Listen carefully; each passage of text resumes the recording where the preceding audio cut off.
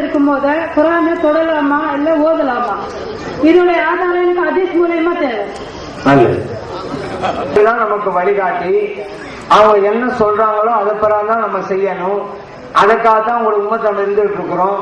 அப்படிங்கிறது இதுல யாருக்கும் எந்த கருத்து வேறுபாடும் இல்லை.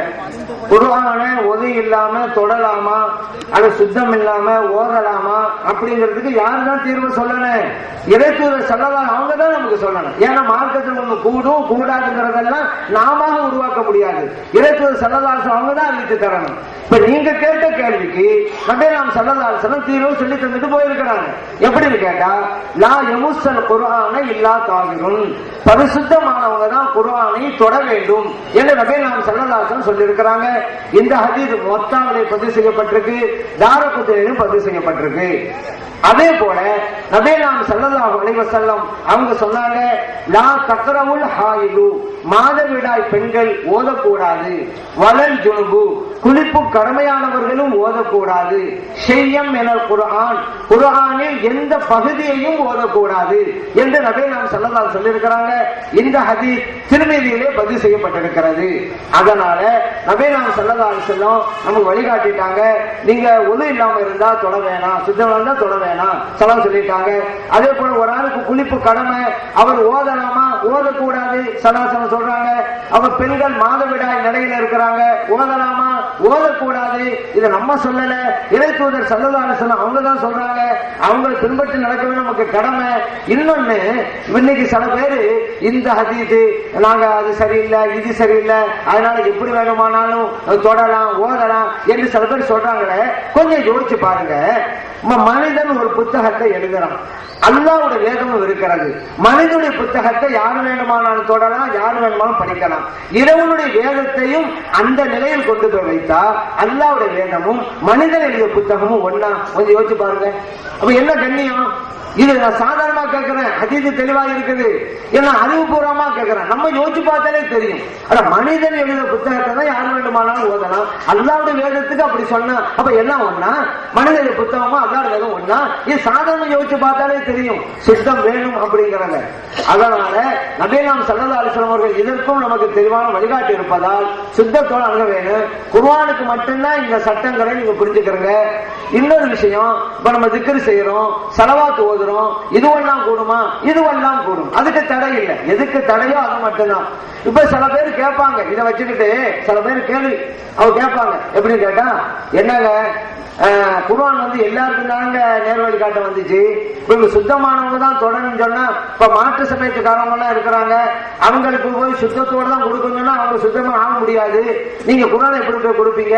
குர்ஆன் எல்லோருக்கும் நேர்வழி காட்ட தானே வந்துச்சு, அவங்களுக்கு கொடுக்கவே முடியாத, அப்ப எப்படி குர்ஆன் அவங்களுக்கு நேர்வழி காட்டும் என்று சில பேர் கேள்வி கேட்பாங்க. அதனால சுத்தமெல்லாம் பார்க்க கூடாது, எல்லாருக்கும் கொடுக்குற வேண்டியதான்.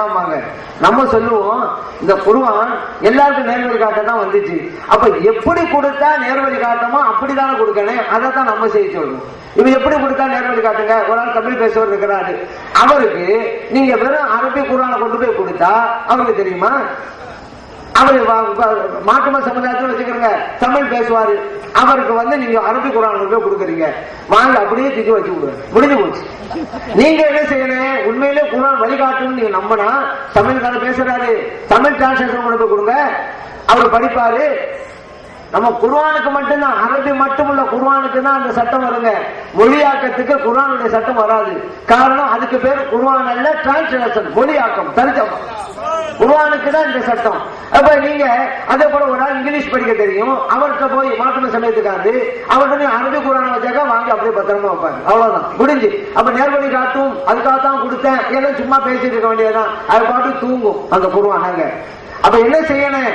இவர் இங்கிலீஷா, இங்கிலீஷ் டிரான்ஸ்லேஷன் கொடுங்க, 4 வார்த்தை படிப்பாரு, நேர்வழி பெறுவாரு. அதான் நாங்க செய்ய சொல்றோம்.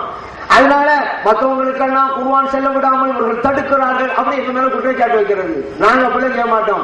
எப்படி கொடுத்தா உரிய பலன் கிடைக்குமோ அப்படி செய்யணும். அதனால டிரான்ஸ்லேஷன் செய்யுங்க. இன்னொரு ஆதாரத்தை சொல்லுவாங்க, யார் வேண்டுமானாலும் தொடரலாம் குர்ஆன.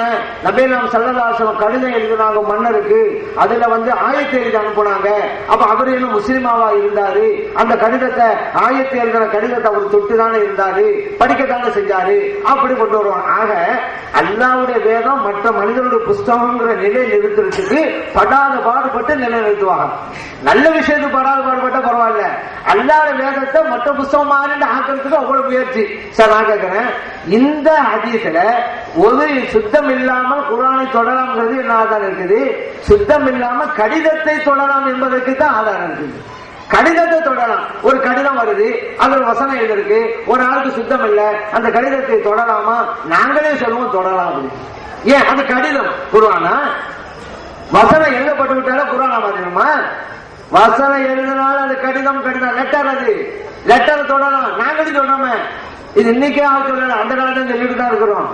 அதனால லெட்டரை எழுதினார்கள் என்பதற்கு லெட்டரை தொட்டார்கள் கொண்டு வந்து குர்ஆனை தொடலாம் சொல்லக்கூடாது. குர்ஆன் லெட்டர் எல்லாம் குர்ஆன் ஆகாது. குர்ஆன் வேறு, லெட்டர் வேறு.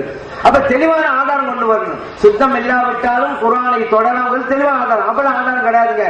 சுத்தி வளைச்சி இந்த மனுஷன் எழுதின புஸ்தகமா இருந்தா குர்ஆன்ங்கிறதுக்கு படாத பாடுபடுறது தெளிவா இருக்கு. அது ஸல்லல்லாஹு சொல்லிட்டாங்க, சுத்தம் இருந்தா தொழுங்கன்ட்டாங்க, சுத்தம் இருந்தா ஓதுங்கன்ட்டாங்க.